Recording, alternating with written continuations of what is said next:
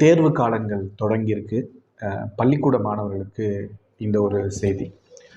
ஒரு ஏலக்காய், ஒரு பட்டை, ஒரு கிராம்பு, அன்னாச்சி பூ ஒன்று, குங்குமம் ஒரு சிட்டிகை, மஞ்சள் ஒரு சிட்டிகை, விபூதி ஒரு சிட்டிகை எடுத்துக்கோங்க. அதுக்கப்புறம் கூட அன்னாச்சி பூ சொல்லிட்டேன். இது எல்லாத்தையும் சேர்த்து அப்பாவோட பழைய வேட்டி ஏதாவது இருந்தால் அதில் வச்சு கட்டிக்கோங்க. அப்படி இல்லைன்னா அம்மாவுடைய பழைய சேலை ஏதாவது இருந்தால் அதில் வச்சு ஒரு முடிச்சு மாதிரி போட்டு கட்டி வச்சுக்கோங்க. கட்டி கையில் ஒரு உண்டை மாதிரி வச்சுக்கோங்க. இதை குலதெய்வ படத்துக்கு முன்னாடி வச்சு ஒரு 3 நாள் தினந்தோறும் விளக்கேற்றி கும்பிட்டுட்டு நீங்கள் படிக்கும் போது 3 நாள் கழித்து அதை எடுத்துகிட்டு பூஜை ரூம்லேருந்து அதை எடுத்துகிட்டு நீங்கள் படிக்கிற இடத்துல அதை பக்கத்தில் வச்சுக்கோங்க. அது வீட்டில் தான், வெளியில் கொண்டு போகக்கூடாது. வெளியில் கொண்டு போவேன்னா வீட்லேயே பக்கத்தில் வச்சுக்கோங்க. நீங்கள் படிக்கிற ரூமில் வச்சுக்கோங்க.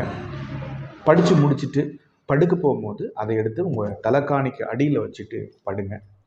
தொடர்ந்து இந்த மாதிரி நீங்கள் செஞ்சுக்கிட்டே வாங்க. அதை அந்த பொருளை பத்திரமா வச்சுக்கோங்க. இப்படி நீங்கள் செய்யும்போது செய்யறதால உங்களுக்கு என்ன கிடைக்கும் அப்படின்னா, படிப்பின் மீது ஒரு மிகப்பெரிய ஆர்வம் ஏற்படும்.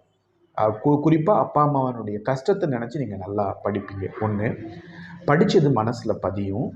அது மட்டும் இல்லாமல் தேர்வு காலங்களில் குழப்பம் இல்லாமல் தெளிவான மனநிலையோடு இருப்பீங்க. பதட்டம் இல்லாமல் இருக்கலாம். இது எல்லாத்துக்கும் மேலே தேர்வை நல்ல முறையில் எதிர்கொண்டு நல்ல மதிப்பெண்களை நீங்கள் பெறுறதுக்காக இந்த பொருட்கள் எல்லாம் உங்களுக்கு உதவி செய்யும்.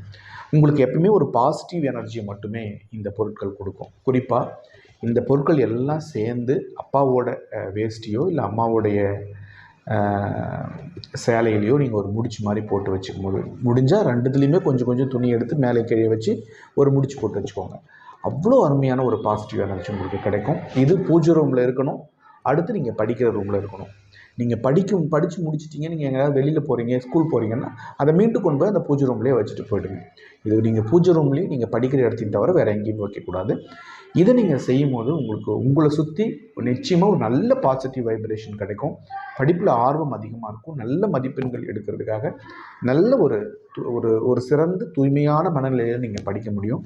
எவ்வளோ நேரம் வேணாலும் கண் விழித்து படிக்கிறதுக்கான சக்தியை உங்களுக்கு இந்த பொருட்கள் எல்லாம் கொடுக்கும். இது நான் எதுவும் சொல்லலை. இது முழுக்க முழுக்க நம்முடைய முன்னோர்கள் சொல்லியிருக்காங்க. ஒரு அற்புதமான சக்திகள் கொண்டது. இப்போ நான் சொன்ன அந்த பொருட்கள்லாம் ஒன்று எடுத்துக்கங்க. ரொம்ப அதிகமாக வேணாம். ஒன்று எடுத்துக்கிட்டு அப்பாவுடைய வேஷ்டி, அம்மாவுடைய சேலை கொஞ்சம் கொஞ்சம் கிழிச்சு கூட எடுத்துக்கோங்க. அதில் இது எல்லாத்தையும் வச்சு ஒரு முடிச்சு மாதிரி